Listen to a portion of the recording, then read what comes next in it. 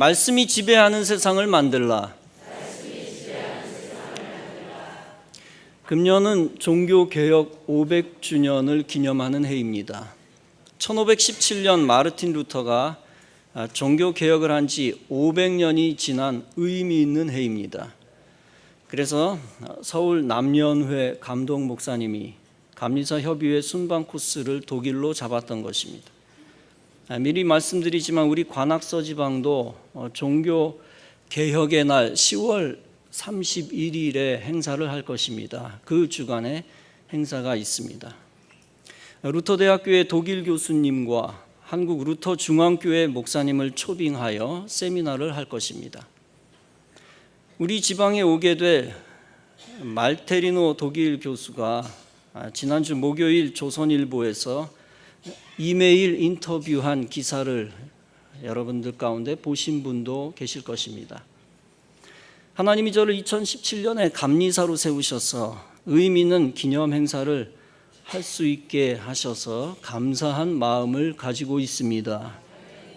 마르틴 루터는 1483년 아이슬레벤에서 부유한 광부의 아들로 태어났습니다. 그의 아버지 한스 루더는 루터가 법관이 되기를 원했습니다. 그래서 루터는 에르푸르트 대학에서 법률을 공부하고 있었습니다. 그 대학에서 루터는 전교 2등을 했습니다. 그런데 전교생이 16명입니다.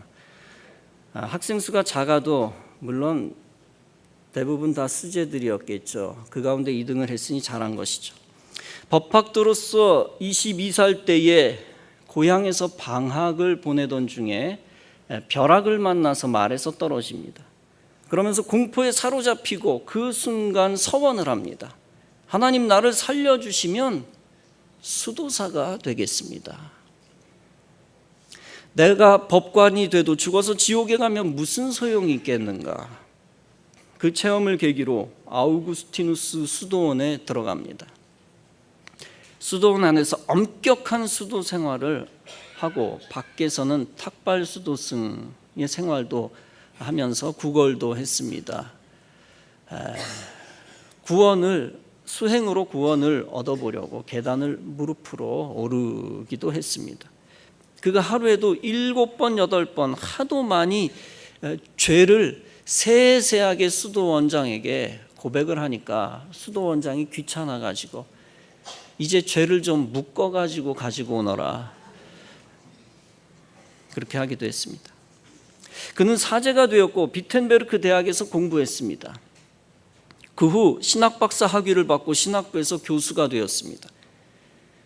당시에 교회에서 아이가 태어나자마자 하루가 지나면 세례를 주었습니다. 겨울에도 찬물로 세례를 주었습니다. 루터 자신도 태어나자마자 그 다음 날 그렇게 세례를 받았습니다. 아이들이 그렇게 세례를 한겨울에 태어나자마자 받다 보니 영아 사망률이 굉장히 높았습니다. 이를 루터는 문제 삼고 장차 영아 세례를 늦게 줍니다. 그러다 보니 천주교, 가톨릭보다 신교의 사망률이 현저하게 낮아졌습니다.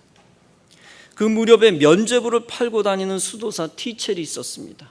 그는 이렇게 외치고 다녔습니다. 괴짝에 동전이 땡그랑하고 떨어지는 소리가 울릴 때마다 영혼이 연옥에서 천국으로 올라갈 것이로다. 이에 마르틴 루터는 격분을 하고 95개조 반박문을 비텐베르크 대학 예배당 정문에 못으로 박았습니다. 1517년 10월 31일의 일입니다. 종교개혁이 시작된 겁니다. 반박문의 중요한 내용에는 다음과 같은 것들이 있었습니다. 교황은 어떤 벌이든지 용서할 힘이나 뜻을 가지지 못한다. 죽음에 처한 자에 대하여 연옥 문제를 내세워서 종교상의 속죄를 보류하는 사제들의 행위는 잘못된 것이며 무지하고 어리석은 것이다. 교황 레오 10세는 분노하여 명령을 합니다. 로마가 이 수도사를 불러다가 손 좀 봐줘라. 결국 루터는 신성 로마 제국 황제의 소환을 받아 보름스에서 청문회를 받게 됩니다. 그 당시에서 또 100년을 거슬러 올라가면 100년 전에도 체코 출신 얀 후스라고 하는 사람이 이 청문회에 참여했다가 그대로 붙잡혀서 화형을 당한 적이 있었습니다. 화형대에서 뜨거운 불길이 후스의 몸을 삼키려 할 때 그는 이렇게 외쳤다고 합니다. 나는 이제 거위같이 불에 타 죽지만 앞으로 백조와 같은 인물이 내 뒤를 이으리라. 사람들은 그 백조를 루터다라고 말하고 있습니다. 드디어 후스가 죽은 이후 100년 후에 루터가 죽음의 형벌에 똑같이 처할 위기에 놓였습니다. 그래도 루터는 물러서지 않고 거기서 자신의 경건한 신념을 피력했습니다. 그는 독일 보름스에서 그 유명한 말을 선언합니다. Hier stehe ich, 내가 여기 서 있나이다. Solange mein Gewissen durch die Worte Gottes gefangen ist, 내 양심이 하나님의 말씀에 사로잡혀 있는 한, kann und wirklich nichts widerrufen, 나는 아무것도 취소할 수 없습니다. Gott helfe mir. 아멘. 하나님이여 나를 도와주소서. 아멘. 루터는 다행히 화형을 당하지는 않았지만 교황은 루터를 파문합니다. 그리고 때리거나 죽여도 죄가 없다고 말합니다. 루터는 공적인 자리에서 파문장을 찢습니다. 루터는 신변 위협에서 벗어나기 위해 바르트부르크 성으로 도피했습니다. 그곳에서 마르틴 루터는 독일 역사에서 가장 중요한 사건인 성경 번역에 착수합니다. 당시 라틴어 성경은 소수의 귀족과 성직자들만이 읽을 수가 있었습니다. 가톨릭 교회는 절대 일반 신자가 성경을 번역해서도 안 되고 읽어서도 안 된다라고 주장했습니다. 성경을 번역하여 반포하면 이단이 되었습니다. 그러나 루터는 그곳에서 신약 성경을 11주 만에 번역하는 기염을 토합니다. 라틴어를 독일어로 번역합니다. 그리고 구텐베르크 인쇄술을 힘입어 성경을 수천 부씩 찍어냅니다. 번역된 독일어 성경은 모든 민중들이 읽을 수 있었습니다. 95개조 반박문도 독일어로 다 번역되어 배부되었습니다. 오늘날로 말하면 SNS 혁명이 일어난 겁니다. 더욱이 루터의 어문 정리는 근대 독일의 문학, 음악, 건축에 지대한 영향을 미쳤습니다. 북독일 전역과 덴마크, 스웨덴, 노르웨이 등으로 퍼졌습니다. 그의 종교 사상은 신앙 차원만이 아니라 음악에서도 큰 영향을 미쳤습니다. 내주는 강한 성이요, Ein feste Burg unser Gott, 이와 같은 찬송, 그가 작사도 하고 작곡도 한 곡입니다. 당시 독일어 번역으로 모든 사람이 성경을 직접 읽을 수 있었다는 것은 중요한 이유가 있습니다. 그것은 성경의 권위가 가장 높다는 것을 강조한 것입니다. 그동안에는 성경보다 교황의 권위가 높았습니다. 성경보다 사제들의 성경 해석이 더 중요했습니다.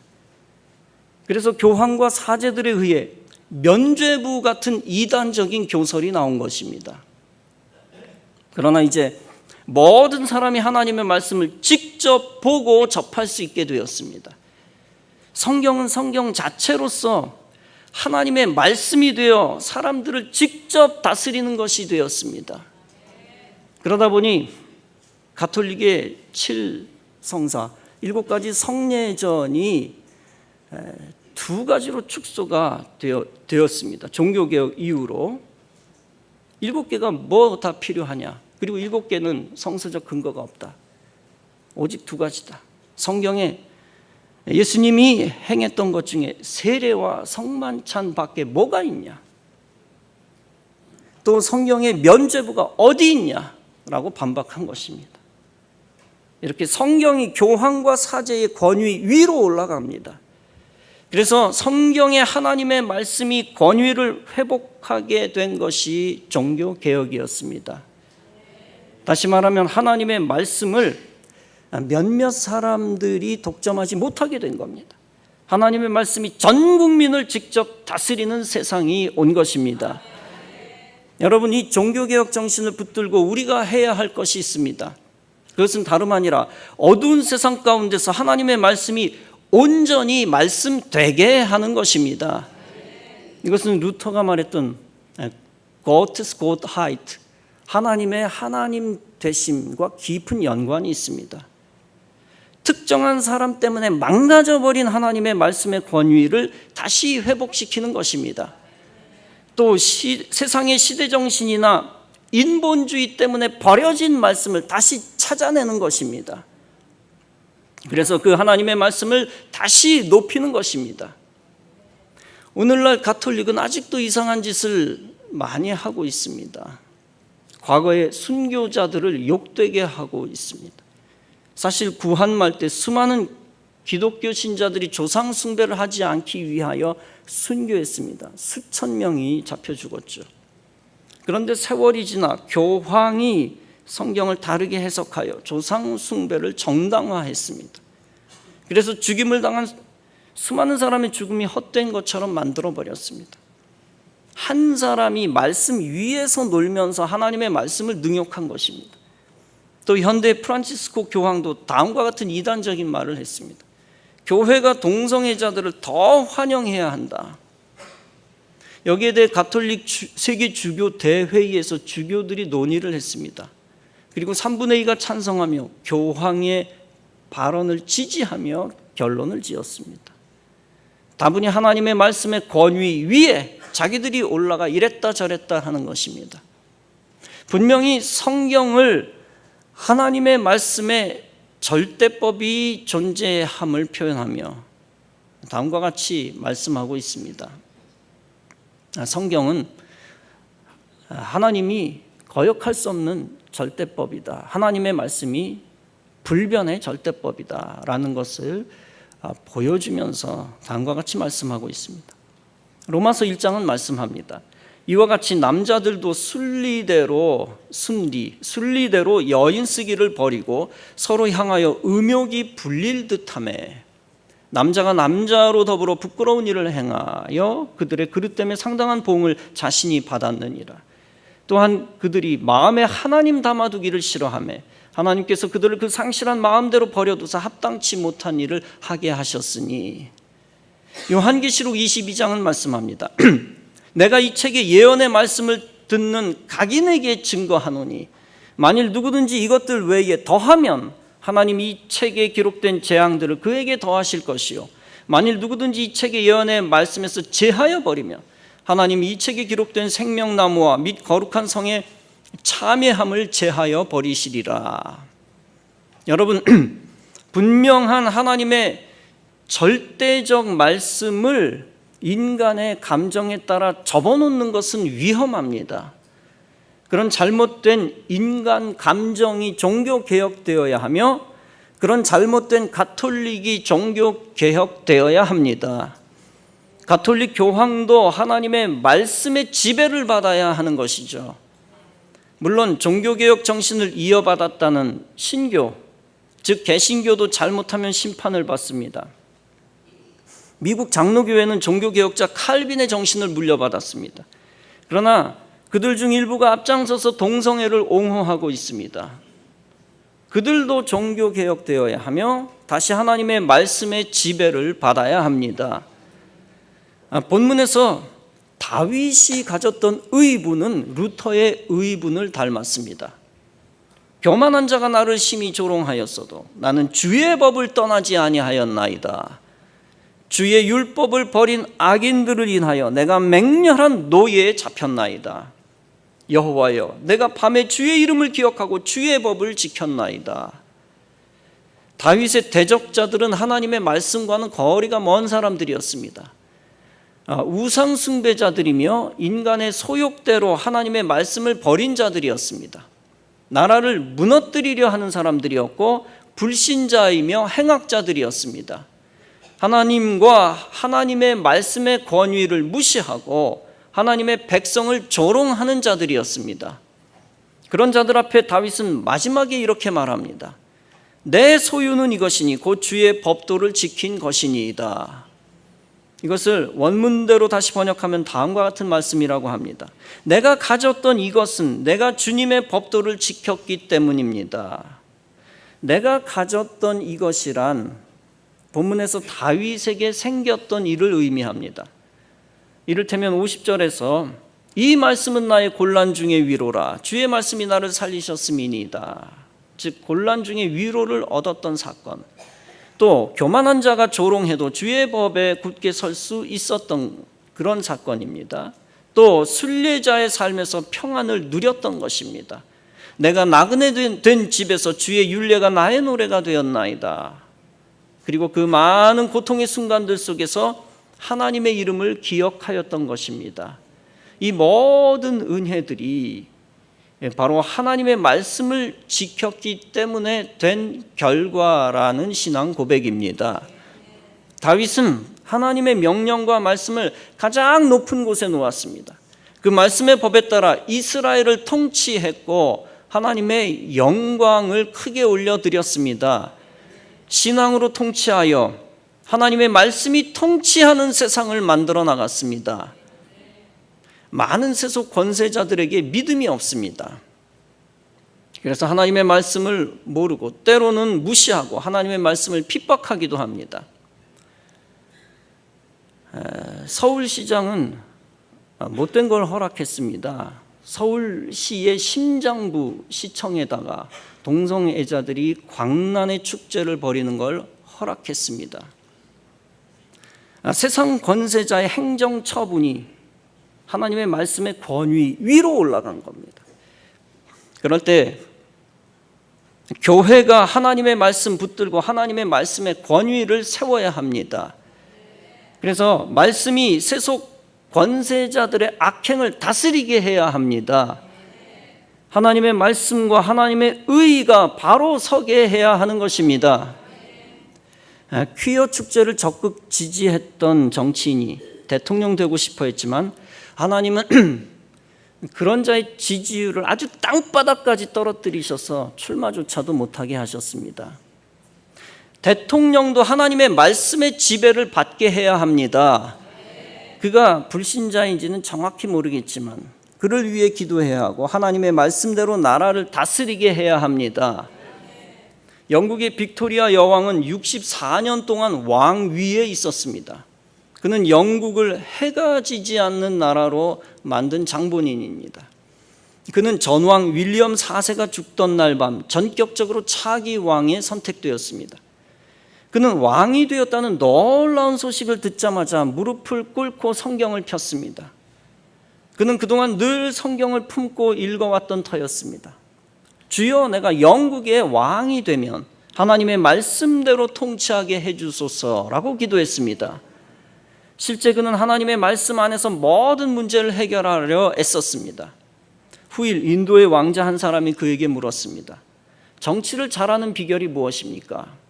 그때 빅토리아 여왕은 확신 있게 가까이에 있는 성경을 보여주면서 바로 이것입니다. 그 비결은 이것입니다. 라고 대답했다고 합니다. 이처럼 하나님은 세상 권세보다 말씀의 권세를 높이는 사람을 크게 사용하시는 것입니다. 하나님의 말씀이 지배하는 세상을 만들고자 하면 하나님이 높이십니다. 잠언 4장은 말씀합니다. 그를 높이라. 그리하면 그가 너를 높이 들리라. 만일 그를 품으면 그가 너를 영화롭게 하리라.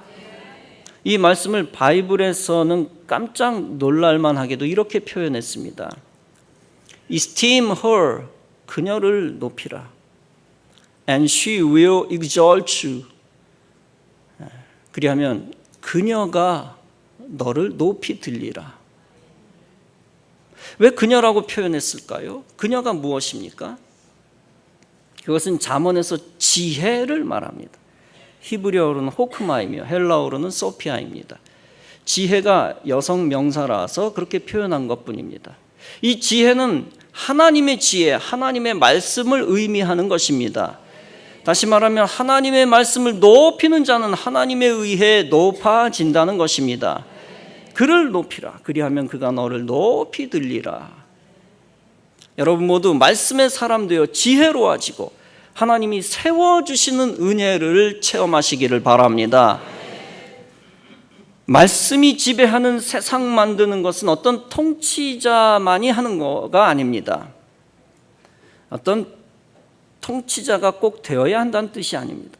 말씀이 지배하는 세상을 만드는 것은 우리 자신이 먼저 말씀 앞에 서는 것입니다. 말씀이 나를 먼저 지배하게 해야 합니다. 하나님의 말씀의 빛으로 우리를 비추고 생명의 말씀으로 우리의 양심을 비추는 것입니다. 다윗은 본문에서 말씀합니다. 주의 말씀이 나를 살리셨음이니이다. 주의 말씀이 우리를 비추지 않으면 우리의 양심은 어두워집니다. 우리의 양심이 어두워지면 양심이 죽습니다. 양심이 죽으면 거짓말하게 되고 불의를 저지릅니다. 사기칠 때 꺼리낌이 없어지게 되고 간음할 때도 두려움이 없습니다. 양심이 죽으면 죄악을 점점 많이 짓게 되고 말씀을 멀리하게 됩니다. 방탕하고 타락하게 되고 자기 유익을 위해 다른 사람을 고통에 빠뜨립니다. 자기가 돈을 좀 더 많이 벌기 위해 돈 훔치기도 하고 최악의 경우 사람을 죽이기도 합니다. 지난주 창원 골프장에서 내연 남녀가 여자를 납치해 죽이고 470만 원을 뽑았습니다. 극단적 살이지만 왜 그런 엄청난 범죄를 저지르게 된 걸까요? 마귀에게 사로잡혔기 때문이죠. 왜 마귀가 그들을 사로잡을 수 있게 되었을까요? 그들에게 하나님이 계시다라는 믿음이 없었기 때문입니다. 그래서 하나님의 말씀이 그들의 양심을 비출 수가 없었습니다. 그들의 양심이 말씀과 멀어져 어두워지니까 그 양심이 사라져버린 겁니다. 양심이 완전히 실종되니까 살인한 후에도 태연하게 미용실에 가서 머리를 깎고 나온 겁니다. 여러분, 양심을 잃어버리면 저주를 받게 됩니다. 저주를 받으면 이 땅에서도 형벌을 받고 사후에도 형벌을 받습니다. 세상은 생각보다 더 세게 우리가 하나님의 말씀의 빛을 받지 못하도록 회방을 합니다. 교회 가지 못하게 방해하고 설교 듣지 못하게 방해합니다. 세상 지식인들은 우리들이 성경을 믿지 못하게 하고 반기독교 사상을 집어넣어 줍니다. 허무주의를 심어주고 불신앙을 심어주고 우리를 죽이려 합니다. 자살하게 하고 서로 죽이게 하고 영혼을 지옥으로 빠뜨립니다. 그러므로 우리 인생은 하나님의 말씀, 그 말씀의 빛이 떠나 믿음이 떨어지게 해서는 안 됩니다. 반대로 우리 인생은 무조건 하나님의 말씀에 빛을 받아 양심과 믿음을 살려내야 합니다. 시편 119편은 말씀합니다. 주의 말씀은 내 발의 등이요 내 길의 빛이니이다. 주의 말씀이 우리를 비추면 우리의 양심이 살아납니다. 우리의 양심이 살아나면 양심대로 하나님 뜻대로 살게 됩니다. 양심이 살아나면 거짓을 버리게 되고 불의를 버리게 됩니다. 양심이 살아나면 죄악을 멀리하게 되고 거룩한 생활을 하게 됩니다. 그리고 양심이 살아나면 선한 사람 되고 하나님이 사용하는 인생이 되는 것입니다. 양심이 살아있는 사람 누굴까? 성경에서 딱 떠오르는 인물이 요셉이지요. 요셉처럼 양심이 살아있으면 하나님이 끝까지 책임져 주시는 것입니다. 다윗처럼 과거에는 양심이 어두워졌던 경험을 했어도 다시 회개하고 양심을 살리면 살아나는 것입니다. 세상에 어떤 것도 우리를 살리지 못합니다. 오직 생명의 말씀만이 우리로 하여금 복음을 알게 하고 구원받게 합니다. 오직 생명의 말씀만이 우리의 양심을 깨워 육체와 영혼을 살려 구원받게 합니다.